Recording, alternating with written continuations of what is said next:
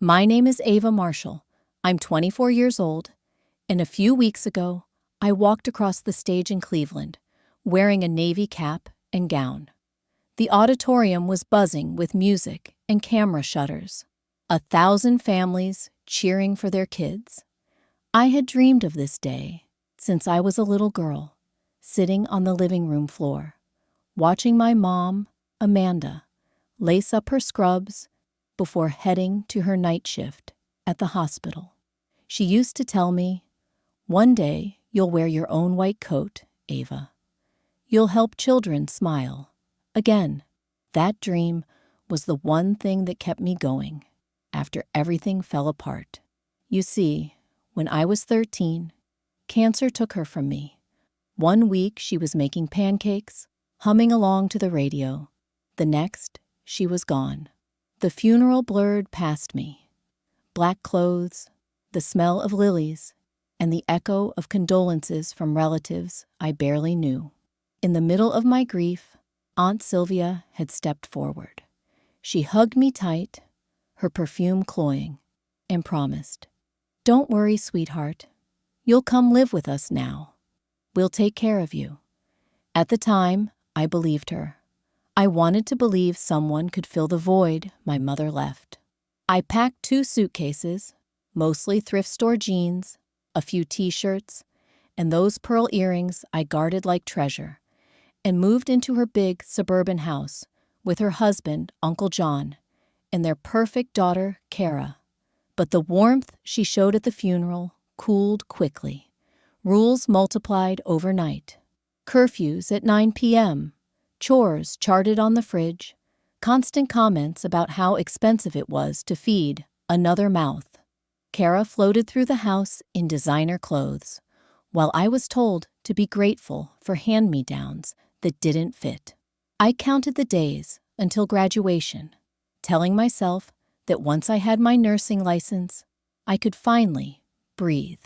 I worked shifts at Mrs. Alvarez's bakery, icing cupcakes at dawn, coming home with my hair full of flour, handing over most of my paycheck to Aunt Sylvia.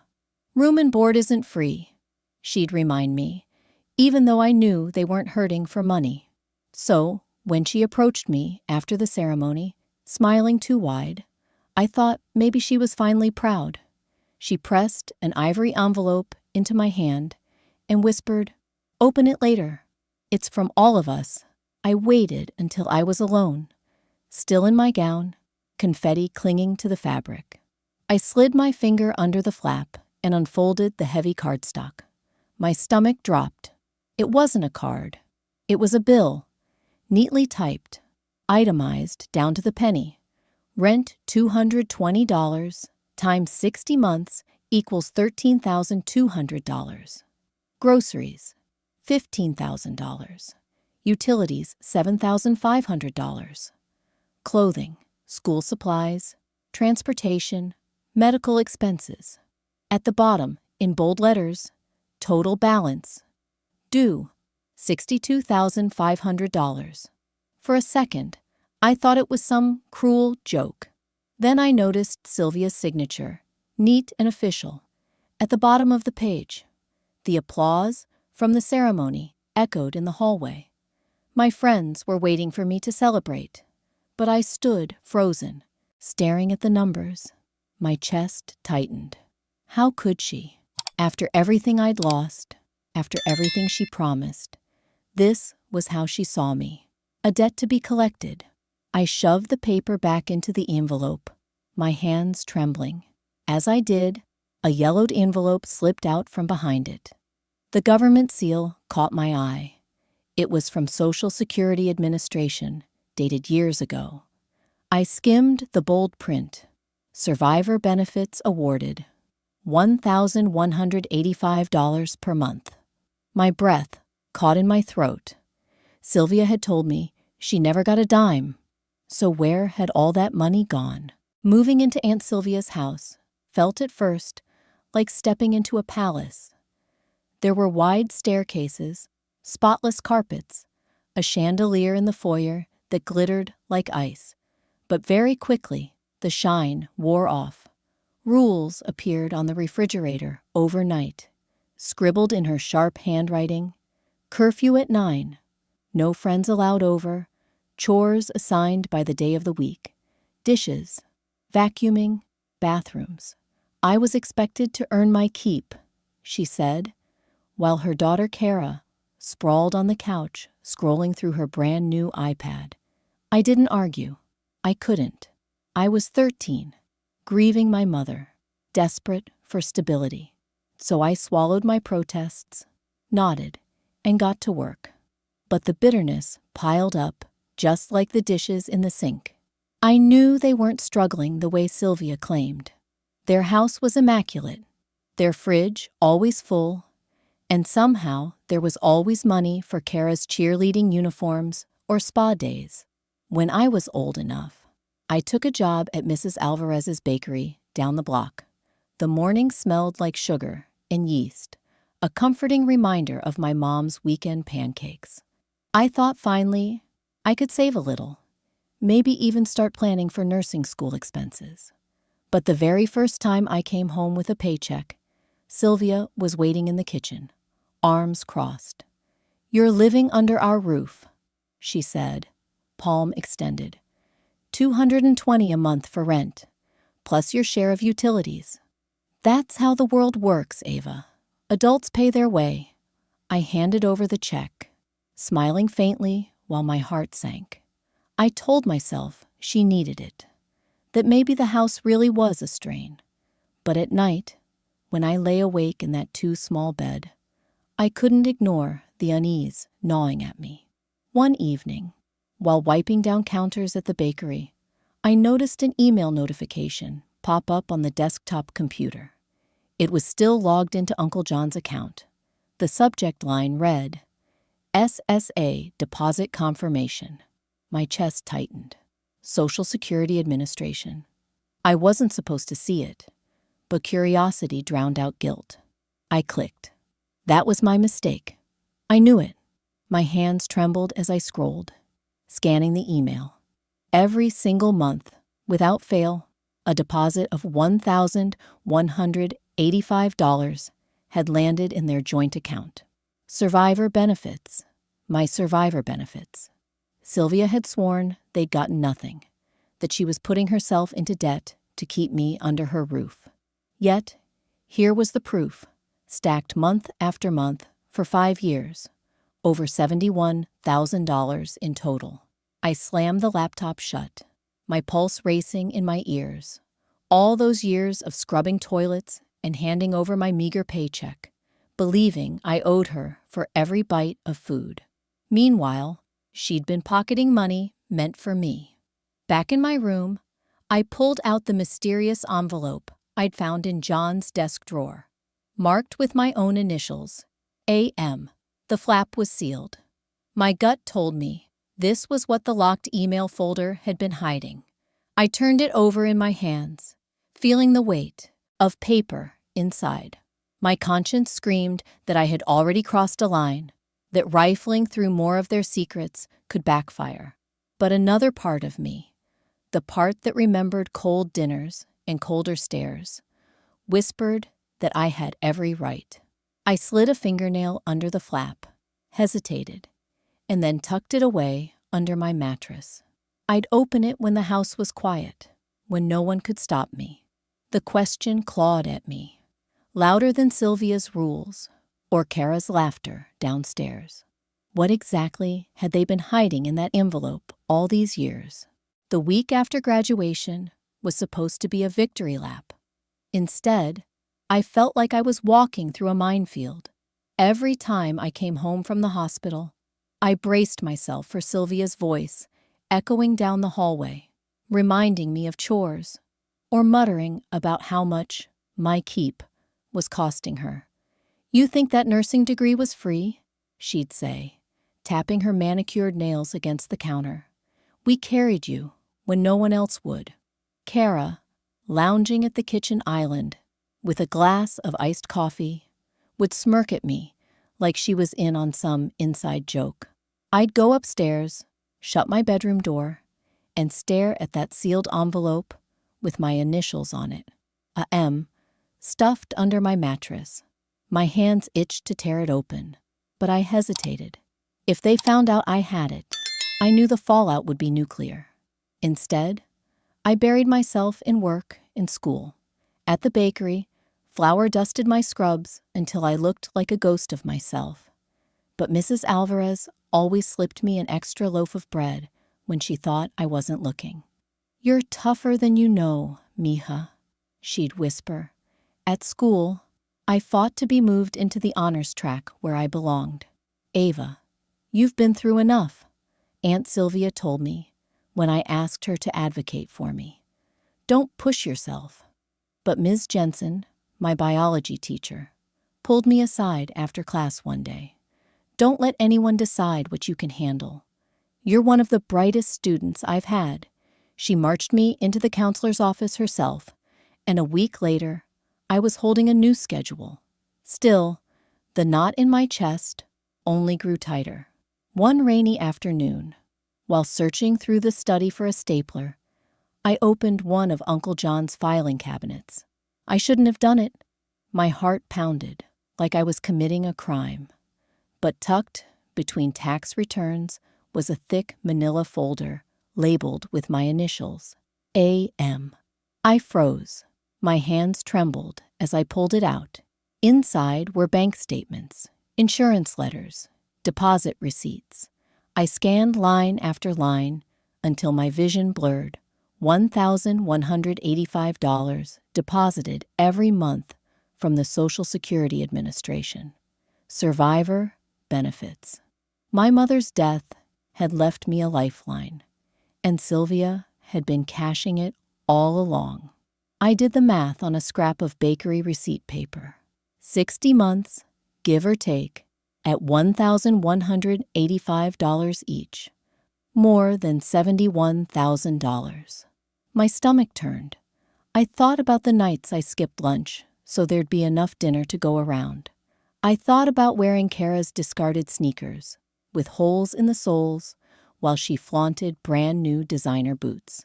Sylvia had told me I owed them rent, had guilted me for existing under her roof, all while pocketing a small fortune in my name.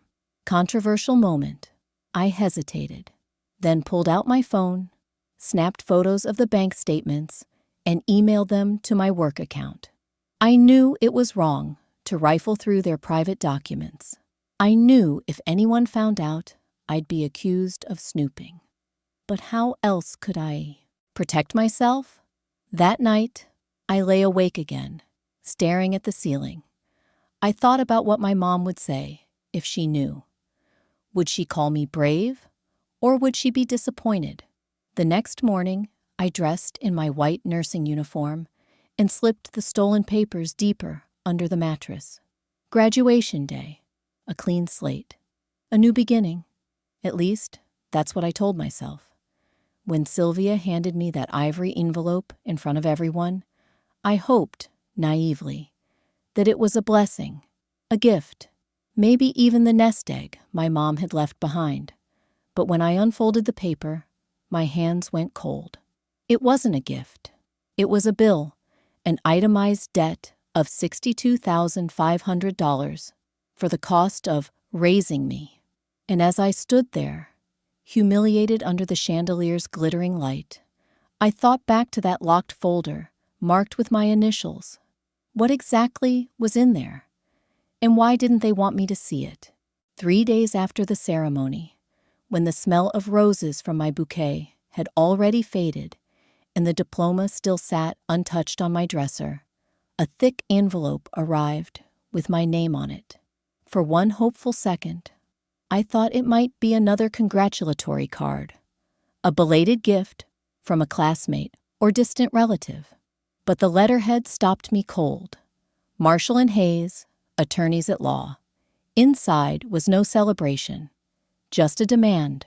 According to the letter, Aunt Sylvia had retained counsel, and through their attorney, they were requiring me to repay $62,500 within the next 18 months.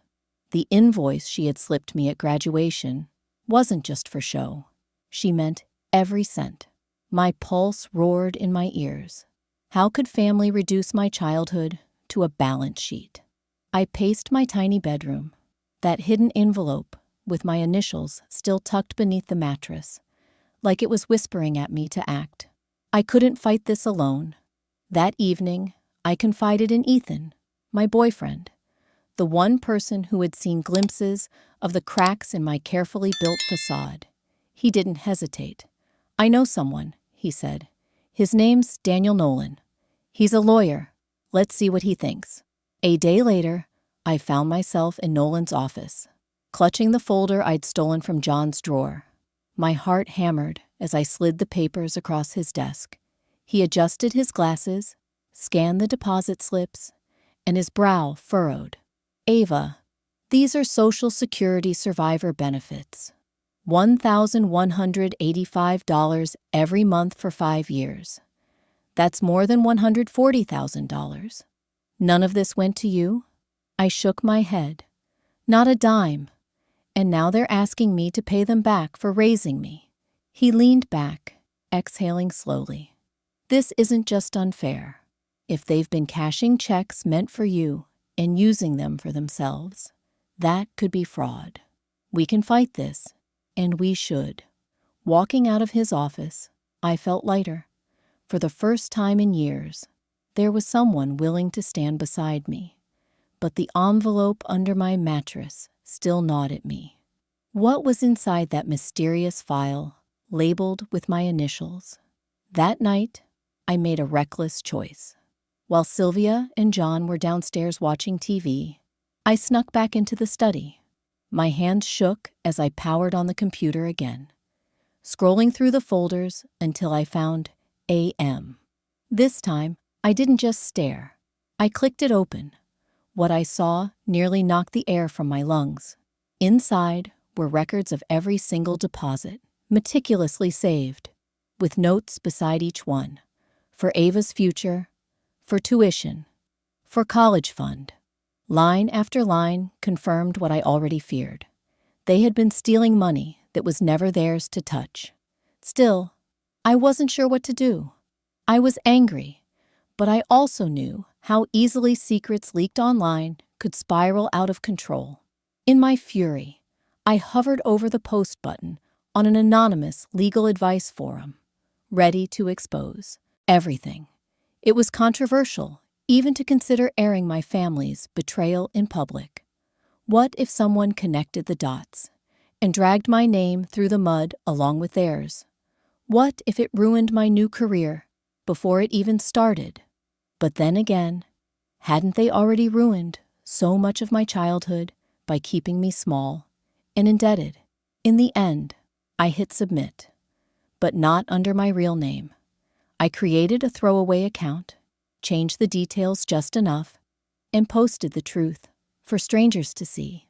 The next morning, while sipping burnt hospital coffee during a break, my phone buzzed. A new email subject line blared at me.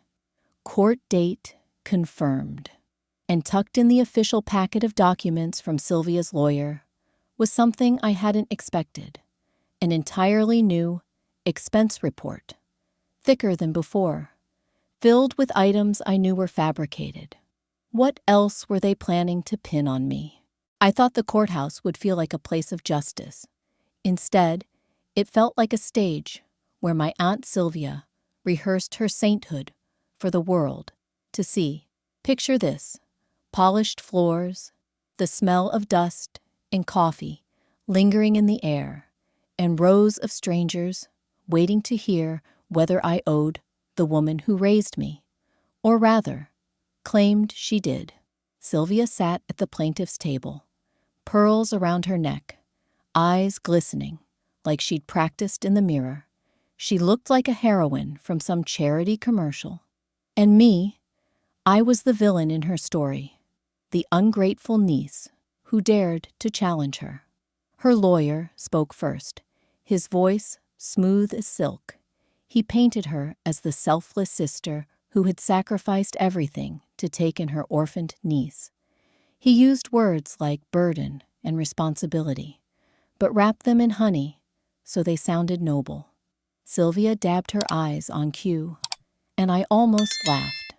Then she stood and presented an itemized list of expenses: food, clothes, tutors, sports camps, braces, the works, all the things I'd never had, all the things she wanted the judge to believe she'd given me.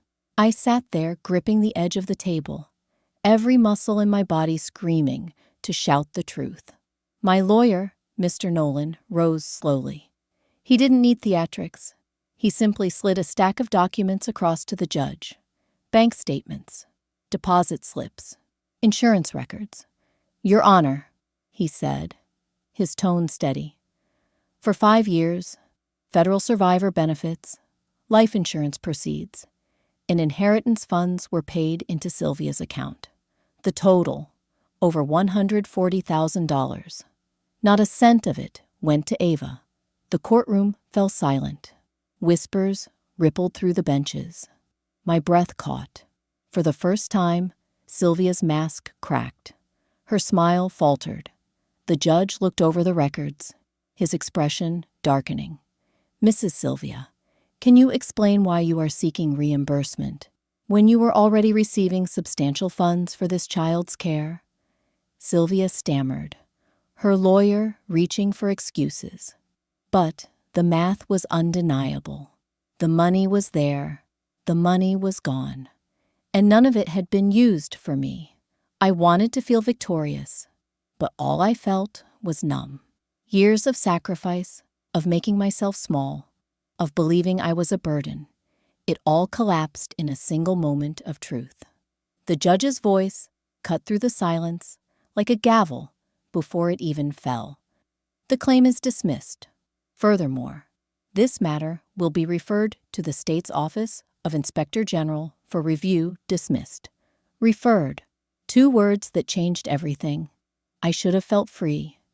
But when I glanced across the room, Sylvia's eyes locked on mine.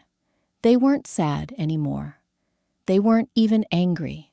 They were cold, sharp, promising something I couldn't yet name. And with just a flicker of her lips, I read the words she mouthed silently. "This isn't over." That's when I realized. The verdict wasn't the end. It was only the beginning. I thought stepping into the pediatric unit would feel overwhelming. Instead, it felt like coming home to the future my mother always wanted for me. The first time I walked through those double doors in scrubs, I could almost hear her voice, steady, reassuring, telling me to be gentle, to look every patient in the eye, to see the child before the diagnosis. The work was relentless. Early mornings blurred into late nights. Alarms screamed. Tiny hands clutched mine in fear. Some days, I came home and cried in the shower so Ethan wouldn't see. But other days, most days, I felt something I hadn't in years: purpose, the kind that stitched together every wound Sylvia had opened. Ethan stood by me through all of it. He'd meet me after a long shift with takeout noodles, or sit in the parking lot just so I didn't walk out alone at midnight. He didn't try to fix the exhaustion or erase the pain. He just stayed. That was enough. Then, one evening, my phone buzzed with a number I hadn't seen in months. Uncle Jack. For a long moment, I stared at the screen, debating whether to answer. Against my better judgment, I pressed accept. His voice was rough, like he hadn't slept in days. "Ava, I owe you an apology." I didn't say anything. "I knew about the Social Security checks," he admitted. "But I didn't know about the insurance money, the inheritance." I looked the other way. "Your aunt. She handled the accounts. And I let her. I told myself it was easier. But the truth is, I was drowning in credit card debt. I needed her calm, not another fight." Hearing him lay it bare was like ripping open a wound I thought had started to close.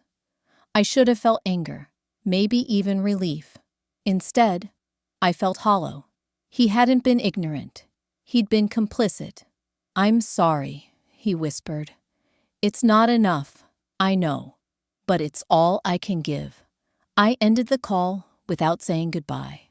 A week later, something unexpected happened. My supervisor pulled me aside after morning rounds. Ava, there's a new scholarship program we're building. Funds for nursing students from single-parent homes. The committee thinks you'd be perfect to serve as a representative. It's named after your mother. My heart stopped. She handed me the paperwork. At the top, in bold letters, was the Amanda Marshall Scholarship Fund. Beneath it, a line. Initial funding provided by an anonymous donor. $62,500. The exact number Sylvia had tried to bill me for. I stared at it until the letters blurred. I didn't need a signature to guess where the money came from. Jack. Maybe it was guilt. Maybe it was penance.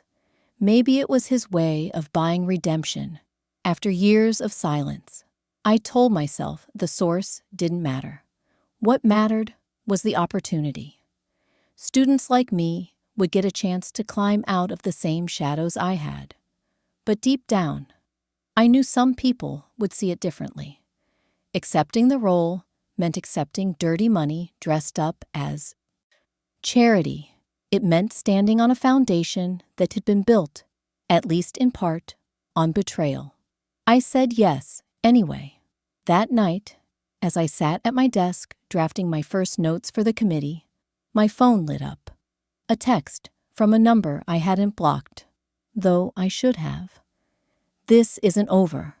And just like that, the past I thought I'd escaped reached out its hand and pulled me back under.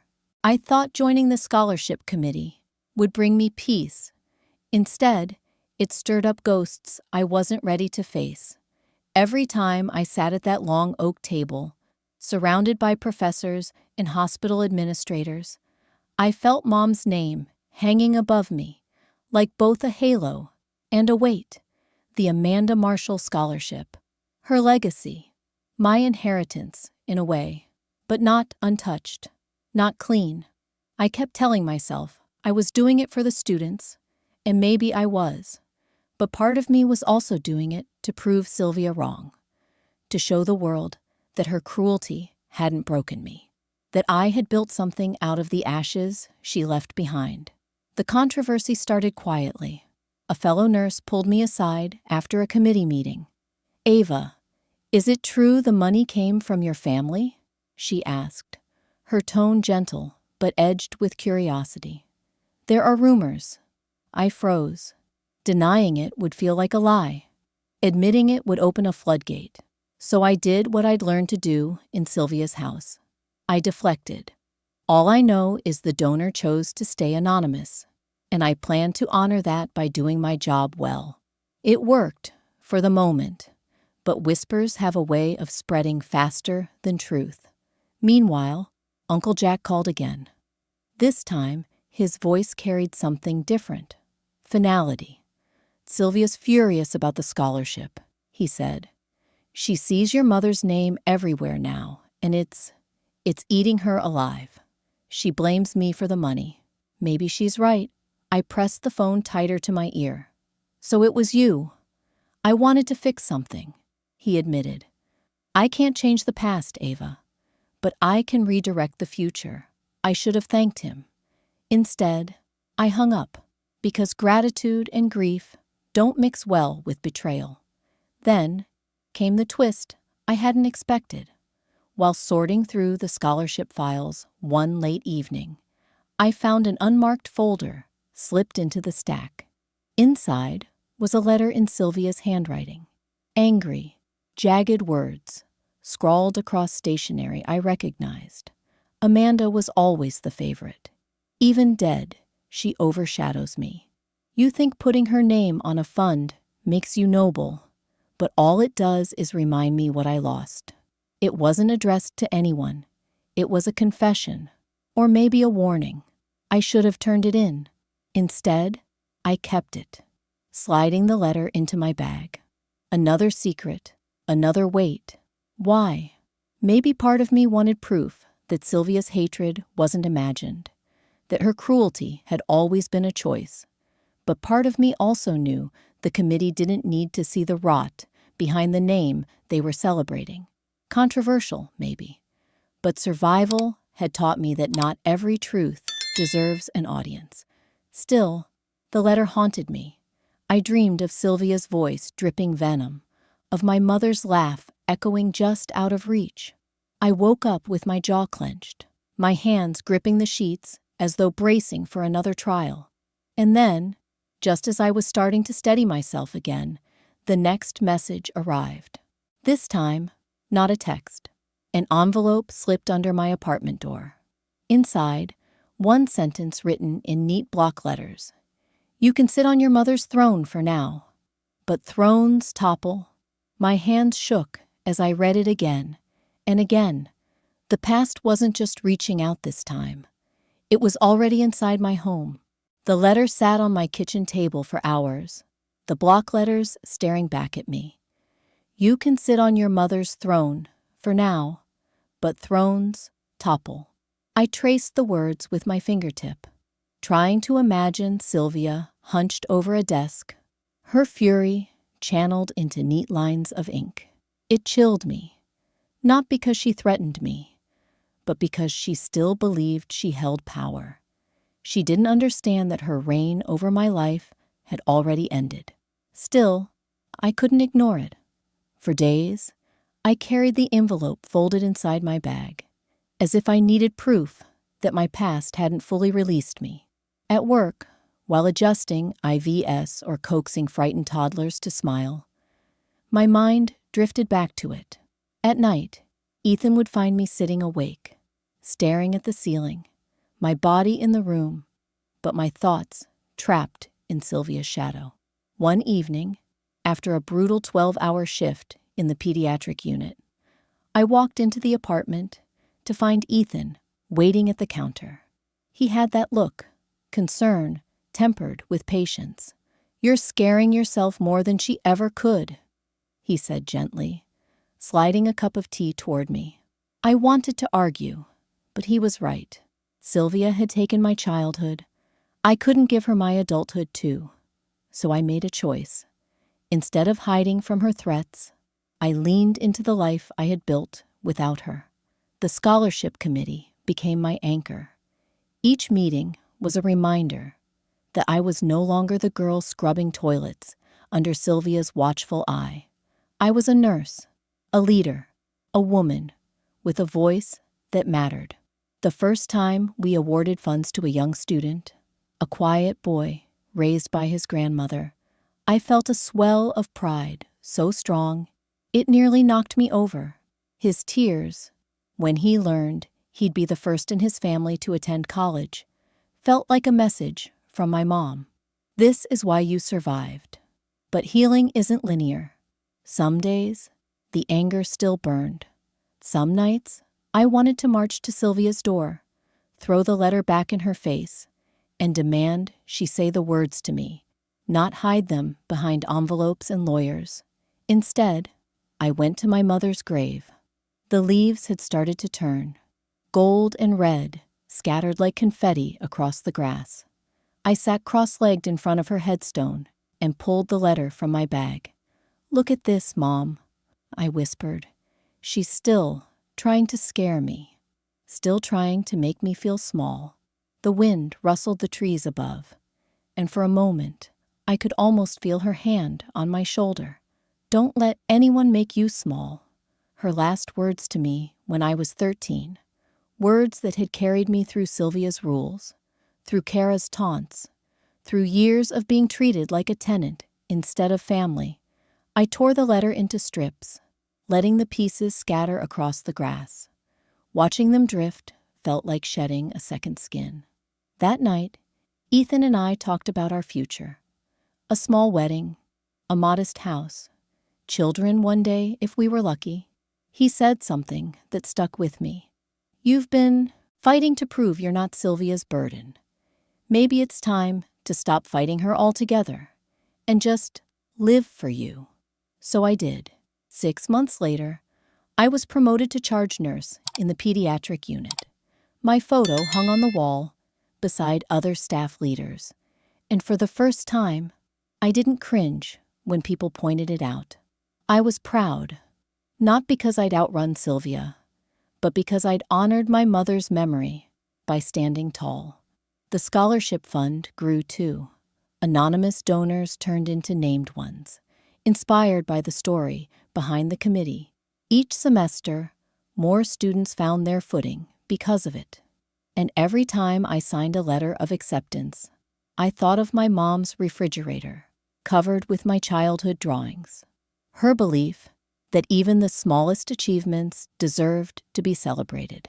Uncle Jack eventually moved out of state. He sent me one final package, a box of photographs I hadn't seen in years. My mother holding me as a baby, birthday cakes with crooked candles, her smile, unguarded and radiant. I cried over them, not from grief this time, but from gratitude.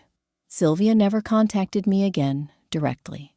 Maybe the investigation forced her into silence. Maybe the shame finally outweighed her pride.